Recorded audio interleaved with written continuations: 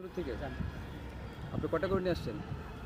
গরু আসছে 18টা, আসছে 150টার মতন আসবে আর কি। 150টার মতো আসবে।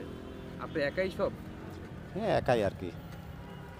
আপনি কি মানে সারা বছর গরু ব্যবসায়ী করেন? সারা বছর টুকটাক করি, কিন্তু ঈদের সময় আসে আর কি।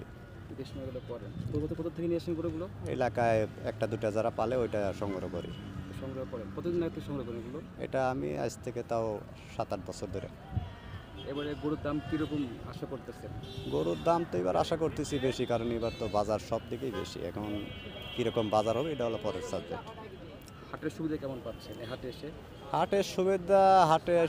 হাটের সুবিধা এমনি ভালোই, কারণ হাট মালিক খুব পরিচিত, আজ 5 বছর ধরে এদের সাথে কিন্তু এদের কিছু কিছু কারবার এবার একটু লাগতেছে। কীরকম? কারণ তাদের ভিতরে মনে করেন একটু খালি আছে তো।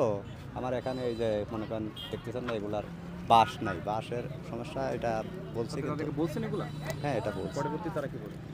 বলছে বাঁশ আসবে, এখন কি দেখি কতটুকু কী হয়। আজ তো নাইটে আমার মনে করেন 4 গাড়ি গরু নামবে। কিছু যে আপনার গরুটা, হুম।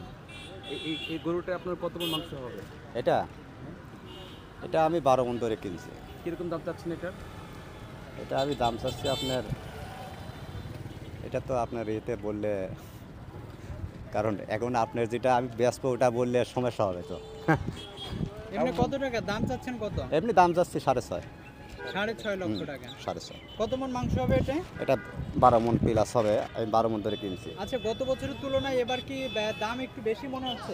দাম তো এবার বেশি, খাদ্যটা তো সব কিছুর দাম। এটার দাম 6.5 লাখ টাকা চাচ্ছেন। জি। এই বাকিগুলো কত টাকা দাম চাচ্ছেন? বাকিগুলা আছে আপনার, এটা আছে আপনার 180। 180।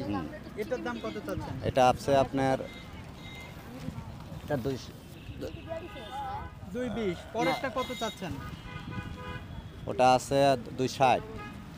260 লক্ষ টাকা। তো এই যে গরুর দাম একটু এবারে বেশি, মানে না না, বাজার দর এটা বেশি। আপনাকে আমি যেটা বলতেছি এটা বেশি, আপনাকে গোস্তের সাথে আমি মিলিয়ে দিতে পারবো, কারণ এটা তো আর আমি তো আর ওই মন কত টাকা পড়ে তাহলে, যদি আপনি মিলানোর কথা বলছেন?